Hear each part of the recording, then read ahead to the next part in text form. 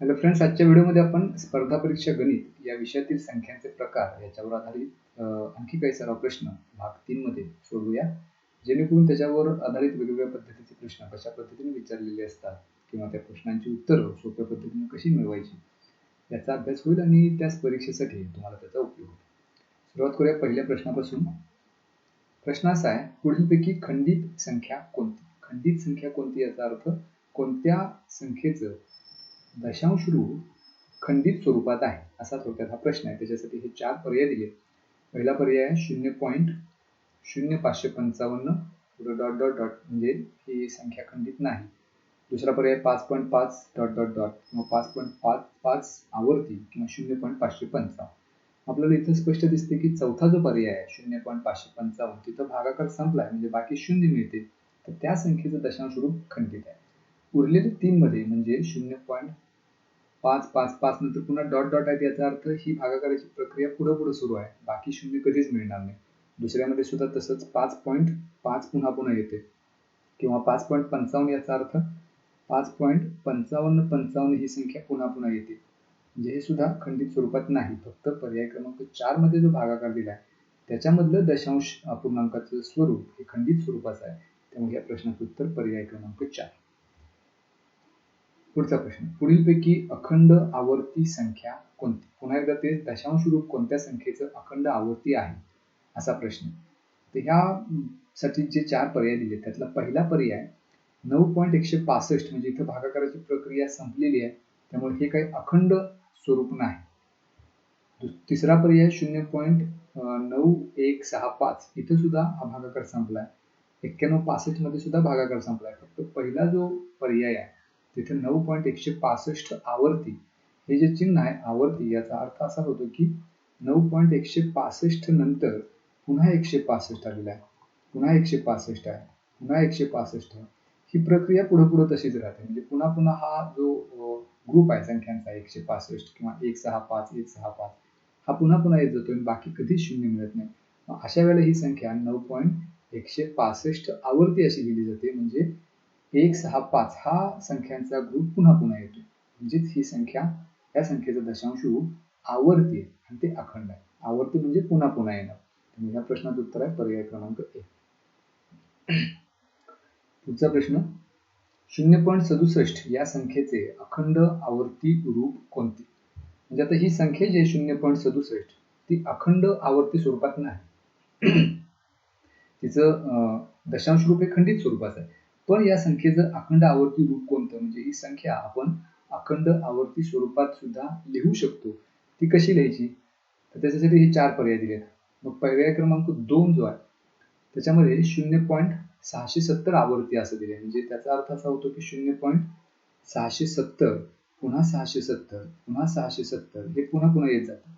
आता हे जर आपण 2 अंक पाहिले की 0.67 आणि 0.670 670 पुन्हा येतात, हे 2 वेगवेगळ्या संख्या आहेत, त्यामुळे हे त्याचं अखंड आवर्ती रूप असू शकत नाही. आपल्याला संख्या न बदलता त्याचं स्वरूप बदलायचं आहे. त्यामुळे ही संख्या खंडित स्वरूपात जरी असलं किंवा ह्या संख्येचं दशांश रूप खंडित स्वरूपात जरी असलं तरी सुद्धा ते आपल्याला अखंड आवर्तीच्या स्वरूपात लिहायचं आहे. त्यामुळे पर्याय क्रमांक 2 काय आपलं उत्तर असू शकत नाही, कारण 2 संख्या वेगवेगळ्या मिळतात. पर्याय क्रमांक 1 मध्ये तर शक्यच नाही, कारण इथं सुद्धा 6.7 ही संख्या दिलेली आहे आणि ज्या संख्येचं अखंड आवर्ती रूप आपल्याला लिहायचं आहे ती 0.67 आहे. त्यामुळे पर्याय क्रमांक 1 आणि 2 हे आपलं उत्तर असणार नाही. पर्याय क्रमांक 3 मध्ये बघूया, 0.67 आणि 0 वर फक्त आवर्ती दिले, म्हणजे 0 ही संख्या पुन्हा येते. आता 0.67 वर अशी 0 कितीही लिहिली तरी त्या सगळ्याचा अर्थ किंवा त्या सगळ्यामुळं ही जी किंमत आहे ती बदलत नाही. म्हणजे 0.67 वर कितीही 0 दिली तर त्याची किंमत 0.67च राहते. आता ह्या 2 संख्यांच्या मध्ये संख्या न बदलता फक्त 0.67 हे या दशांश संख्येचं खंडित स्वरूप आहे, तेच अखंड आवर्ती आपण असं लिहू शकतो की त्याच्या पुढे 0 लिहून ती संख्या आवर्ती लिहूया, म्हणजे मग त्याच्यामध्ये बदल काहीच होणार नाही. त्या संख्येची किंमत न बदलता आपण ती संख्या अखंड आवर्ती स्वरूपात लिहू शकतो. त्यामुळे ह्या प्रश्नाचं उत्तर आहे पर्याय क्रमांक 3. पुढचा प्रश्न, पुढीलपैकी परिमेय संख्या कोणती? एक एक पर्याय आपण पाहूया. दुसरा पर्याय वर्गमुळात 5 ही अपरिमेय संख्या आहे, त्यामुळे काय आपलं उत्तर असू शकत नाही. चौथा पर्याय वर्गमुळात 10 ही पण पूर्ण वर्ग संख्या नाही, त्यामुळे ही सुद्धा अपरिमेय संख्या आहे, त्यामुळे ही परिमेय संख्या असणार नाही. तिसरा पर्याय त्याच्यामध्ये दशांश रूप जे आहे 3.105476 8 आणि हे पुढे पुढे वाढत जाते, म्हणजे हे दशांश रूप पुढे पुढे वाढत जाते. इथं हा भागाकार संपत नाही, म्हणजे याचं जे दशांश रूप आहे ते अखंड आणि अनावर्ती, म्हणजे कुठेही बाकी शून्य आपल्याला मिळत नाही, त्यामुळे ही सुद्धा अपरिमेय संख्या आहे, त्यामुळे ही सुद्धा परिमेय संख्या असू शकत नाही.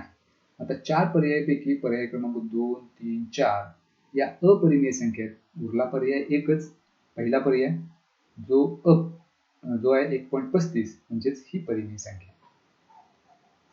आणि आपल्याला परिमेय संख्येच्या व्याख्येवरून सुद्धा हे शोधता येतं की परिमेय संख्या कुणाला म्हणायचं, ज्या अपूर्णांकाचं दशांश रूप खंडित किंवा अखंड आवर्ती असेल त्या संख्येला आपण परिमेय संख्या मिळतो, किंवा अंश आणि छेद या स्वरूपात लिहू शकणारी प्रत्येक संख्या ही परिमेय संख्या असते. जर त्या संख्येचं आपण दशांशामध्ये रूपांतर केलं तर एकतर भागाकार असा मिळतो आपल्याला ज्याचं दशांश रूप इथं खंडित झालेलं असतं किंवा अखंड आवर्ती स्वरूपात मिळतं, ती सुद्धा परिमेय संख्या असते. त्यामुळे या प्रश्नाचं उत्तर आहे 1.35 ही परिमेय संख्या. आता पुढचा प्रश्न आहे अपरिमेय संख्या कोणती. वजा 27/5 हा अपूर्णांक आहे, अंश आणि छेद या स्वरूपात आहे, त्यामुळे ही संख्या परिमेय संख्या असणार आहे. त्यामुळे हे काय आपलं उत्तर नाही, कारण आपल्याला संख्या शोधायची आहे अपरिमेय संख्या. दुसरी संख्या वर्गमूळ 25 ही पूर्ण वर्ग संख्या आहे. 25चं वर्गमूळ 5 मिळेल आणि 5 ही पूर्णांक संख्या आहे. पूर्णांक संख्या कधीही अपरिमेय नसते, त्यामुळे हे पण आपलं उत्तर नाही. पर्याय क्रमांक 3 याच्यामध्ये वर्गमूळ 5 आहे. वर्गमूळ 5 ही पूर्ण वर्ग संख्या नाही, म्हणजे ही अपरिमेय संख्या आहे. त्यामुळे पर्याय क्रमांक 3 हे आपलं उत्तर आहे. पर्याय क्रमांक 3 मध्ये आपलं उत्तर मिळाले, त्यामुळे पुढे चेक करण्याची गरज नाही. तरी सुद्धा 10.05 म्हणजे दशांश रूप इथं अखंड आणि आवर्ती आहे, त्यामुळे ही सुद्धा परिमेय संख्या आहे. त्यामुळे आपलं उत्तर असणार आहे पर्याय क्रमांक 3. पुढचा प्रश्न, पुढीलपैकी असत्य विधान कोणते. सर्व परिमेय संख्या वास्तव असतात, सर्व अपरिमेय संख्या वास्तव असतात. तिसरं विधान आहे सर्व वास्तव संख्या परिमेय असतात. चौथं विधान, परिमेय व अपरिमेय संख्यांमधून वास्तव संख्याचा समूह तयार होतो. तर ही जी 4 विधान आहेत त्याच्यामध्ये 3च संख्यांचे प्रकार आहेत, परिमेय, अपरिमेय आणि वास्तव.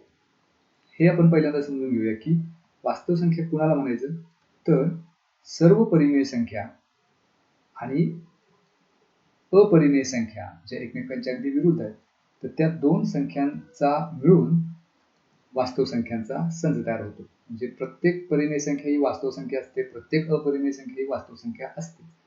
याचा उपयोग आपण या विधानांमधून असत्य विधान शोधण्यासाठी करूया. पहिलं विधान असं दिले की सर्व परिमेय संख्या वास्तव संख्या असतात, हे विधान बरोबर आहे. अपरिमेय संख्या वास्तव असतात, हेही बरोबर आहे.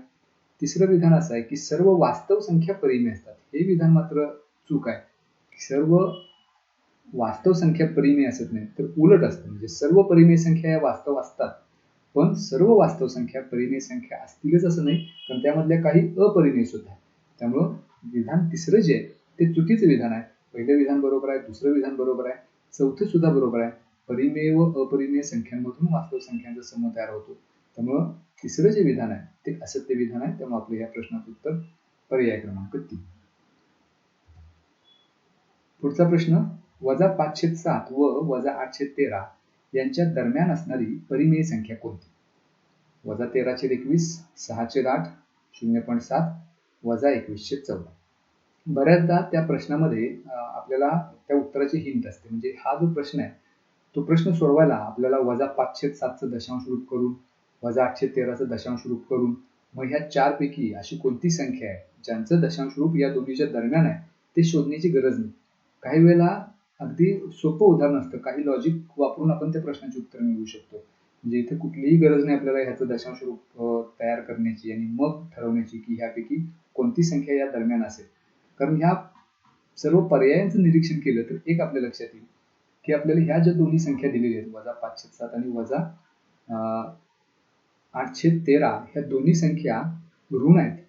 मग संख्या रेषेवर जर 2 ऋण संख्या असतील तर त्यांच्या दरम्यान असणारी जी कुठली संख्या असेल ती ऋणच असणार आहे. मग आपण ह्या ऑप्शनकडे पाहिलं तर या ऑप्शनमध्ये आपल्या असं लक्षात येईल की पर्याय क्रमांक 2 आणि पर्याय क्रमांक 3 मध्ये दोन्ही संख्या धन आहेत, त्यामुळे हे काय आपलं उत्तर असू शकत नाही. त्यामुळे एक एक आपण इलिमिनेट सुद्धा करत जाऊ शकतो की पर्याय क्रमांक 2 आणि 3 हे काय आपलं उत्तर नाही. आपलं उत्तर असायचं असेल तर पर्याय क्रमांक 1 किंवा पर्याय क्रमांक 4, कारण इथं दोन्ही संख्या ऋण आहे. आता ह्यातलं कोणतं उत्तर असणार आहे आपलं? पुन्हा एकदा निरीक्षण करूया ह्या दोन संख्यांचं. -5/7 मध्ये अंश छेदापेक्षा लहान, -8/13 मध्ये अंश छेदापेक्षा लहान. मग ह्या दोन संख्यांचं आता निरीक्षण करूया. चौथ्या पर्यायात -21/14 आहे, पण 21 ही संख्या जो छेद आहे 14 त्याच्यापेक्षा लहान नाही तर त्याच्यापेक्षा मोठी आहे, म्हणजे तिथं 1 पॉईंट काहीतरी असं उत्तर मिळणार आहे. त्यामुळे हे उत्तर सुद्धा आपलं असू शकत नाही. म्हणजे पर्याय या 4 पर्यायापैकी दुसरा, तिसरा आणि चौथा पर्याय हे काय आपलं उत्तर असणारच नाही. मग राहिला एकच पर्याय, पर्याय 1. त्यामुळे या पद्धतीनं लॉजिक वापरून सुद्धा काही वेळेला आपण त्या प्रश्नाचं उत्तर मिळवू शकतो. बऱ्याचदा बऱ्याच प्रश्नांमध्ये असं लॉजिक तिथं वापरून आपल्याला उत्तर शोधता येतं. त्याच्याऐवजी आपण जर याचं दशांश अपूर्णांकामध्ये रूपांतर करत बसलो, पुन्हा या 4ही संख्यांचं दशांश अपूर्णांकामध्ये रूपांतर केलं आणि उत्तर काढलं तरी सुद्धा उत्तर आपल्याला मिळतं, पण तिथं वेळ आपला बराचसा जातो. आणि स्पर्धा परीक्षेमध्ये एखादा प्रश्न त्याचं उत्तर कमीत कमी वेळेत जर आपण काढलं तर आपल्याला जास्तीत जास्त प्रश्न अटेंड करता येतात. त्यामुळं असा विचार आपण लॉजिकली करायचा आहे की जेणेकरून आपल्याला त्या प्रश्नाचं उत्तर सर्वात कमी वेळेमध्ये मिळेल. तर अशा काही ट्रिक्स आपण तिथे वापरू शकतो, किंवा ट्रिक्स म्हणण्यापेक्षा ते मॅथ्स मधलं लॉजिक आहे ते आपण वापरून त्या प्रश्नांची उत्तरे मिळवू शकतो. पुढचा प्रश्न, 13/7 या परिमेय संख्येच्या लगतचा मोठा पूर्णांक येण्यासाठी त्यात पुढीलपैकी कोणती संख्या मिळवावी? 1/7, 2/12, 1/6 की 1/3? सगळ्यात अगोदर तर 13/7 या परिमेय संख्येच्या लगतचा मोठा पूर्णांक शोधूया आपण. आता एक तर ती धनसंख्या 13/7, 7 न जर 13ला भाग घालवला तर पहिल्यांदा 1चा भाग जाईल, म्हणजे 7 × 7, बाकी शिल्लक राहील 6/7. 1.6/7 याच्या लगतचा पूर्णांक कोणता असेल? म्हणजे इथं 1.6/7 मध्ये 1 ही संख्या पूर्णांक संख्या, मग त्याच्या लगतचा पूर्णांक असणार आहे, म्हणजे 13/7च्या लगतचा पूर्णांक असणार आहे 2. आता आपल्याला 2 मिळवायला ह्या 13/7 मध्ये कोणती संख्या मिळवावी लागेल असा प्रश्न. मग आता आपण असं करूया, 13/7 मध्ये समजा ती संख्या x आपल्याला मिळवायची आहे, मग आपल्याला लगतचा पूर्णांक म्हणजे 2 मिळेल. आता x ची किंमत आपल्याला काढायची आहे, 2 आहे तसंच घेऊया. 13/7 उजव्या बाजूला घेऊया, -13/7 होईल. आता हे सोडवायचं आहे. x बरोबर तिरकस गुणाकार जर केला तर 7 दुणे 14 वजा इथे 2चा छेद काय नाही म्हणजे 1, 13/13/7. 14 वजा 13 म्हणजेच 1/7 बरोबर x. हे आपलं उत्तर. म्हणजे 13/7 मध्ये 1/7 जर आपण मिळवलं तर लगतचा मोठा पूर्णांक मिळतो, म्हणून उत्तर आहे आपलं 1/7, जे आपल्याला पर्याय क्रमांक 1 मध्ये दिले. त्यामुळे या प्रश्नाचं उत्तर पर्याय क्रमांक 1. हा पुढचा प्रश्न, 2/4 वजा 5/-9 7/-3 आणि -6/2 या परिमेय संख्यांपैकी कोणती संख्या पूर्णांक आहे?